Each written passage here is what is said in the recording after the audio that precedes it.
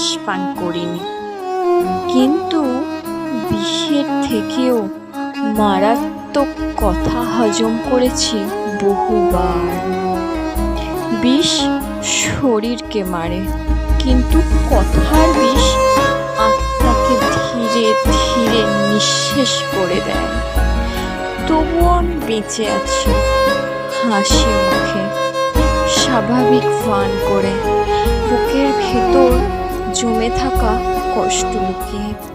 কারণ আমি বুঝেছি সব বিষয়ে প্রতিষেধক হয়তো নেই, কিন্তু ধৈর্য, নীরবতা আর সময়, এই তিনটেই সবচেয়ে শক্তিশালী ঔষধ, যার জন্য আজও দাঁড়িয়ে আছি, ভাঙা মন নিয়েও, বিষাক্ত কথার দাগ নিয়েও, একটা শান্তি হাসি।